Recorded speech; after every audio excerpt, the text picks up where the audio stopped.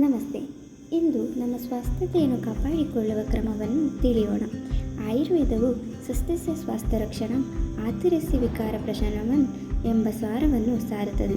ಅಂದರೆ ಆರೋಗ್ಯವಂತರ ಆರೋಗ್ಯವನ್ನು ರಕ್ಷಿಸುವುದು ಮತ್ತು ಪೀಡಿತರ ಅಸ್ವಸ್ಥತೆಗಳನ್ನು ಪರಿಹರಿಸುವುದು. ಇದರ ಅನುಸಾರವಾಗಿ ಆಯುರ್ವೇದದಲ್ಲಿ ಸ್ವಸ್ಥಸ್ಯ ಸ್ವಾಸ್ಥ್ಯ ರಕ್ಷಣಂ ಎಂಬ ಸಾಲನ್ನು ನಿರೂಪಿಸಲು ಕೆಲವು ಅಧ್ಯಾಯವನ್ನು ಹೇಳಲಾಗಿದೆ. ಅದರಲ್ಲಿ ದಿನಚರ್ಯ, ಋತುಚರ್ಯ, ಸದೃತ ಮುಂತಾದವುಗಳನ್ನು ವರ್ಣಿಸಿದ್ದಾರೆ. ಈ ಮುಖಾಂತರ ನಾವು ನಮ್ಮ ಸ್ವಾಸ್ಥ್ಯತೆಯನ್ನು ಕಾಪಾಡಿಕೊಳ್ಳುವ ಕ್ರಮವನ್ನು ಹಂತ ಹಂತವಾಗಿ ತಿಳಿಯೋಣ. ಮೊದಲಿಗೆ ದಿನಚರ್ಯದ ಪ್ರಕಾರವಾಗಿ ಬ್ರಾಹ್ಮಿ ಮುಹೂರ್ತೆ ಉದ್ದಿಷ್ಟೇ ಸ್ವಸ್ಥೋ ರಕ್ಷಾರ್ಥಂ ಆಯುಷಃ. ಅಂದರೆ ಆರೋಗ್ಯವಂತ ವ್ಯಕ್ತಿಯು ತನ್ನ ಜೀವನವನ್ನು ರಕ್ಷಿಸಿಕೊಳ್ಳಲು ಬ್ರಹ್ಮ ಮುಹೂರ್ತದಲ್ಲಿ ಏಳಬೇಕು.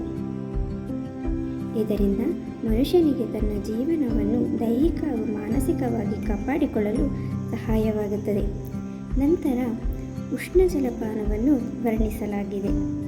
ಸೂರ್ಯೋದಯದ ಸಮಯದಲ್ಲಿ 8 ಪ್ರಸೂತಿ ಅಂದರೆ 768 ಮಿಲಿಲೀಟರ್ ನೀರು ಕುಡಿಯುವುದರಿಂದ 100 ವರ್ಷ ಮತ್ತು ಅದಕ್ಕಿಂತ ಹೆಚ್ಚು ಕಾಲ ಬದುಕಬಹುದು. ರೋಗ ಮತ್ತು ವೃದ್ಧಾಪ್ಯದಿಂದ ಮುಕ್ತರಾಗಬಹುದು.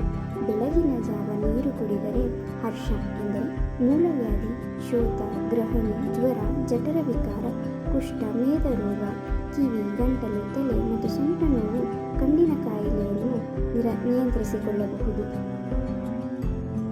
ಬ್ರಾಹ್ಮಿ ಮುಹೂರ್ತದಲ್ಲಿ ಎದ್ದವನು ದೇಹ ಮನಸ್ಸನ್ನು ಶುದ್ಧಿಗೊಳಿಸಿ ಆಯುಷ್ಯ, ಬುದ್ಧಿ, ಆಯಾಸಹೀನತೆ ಮತ್ತು ಆಯುರ್ವೃದ್ಧಿಯನ್ನು ಪಡೆಯುತ್ತಾನೆ. ಧನ್ಯವಾದಗಳು.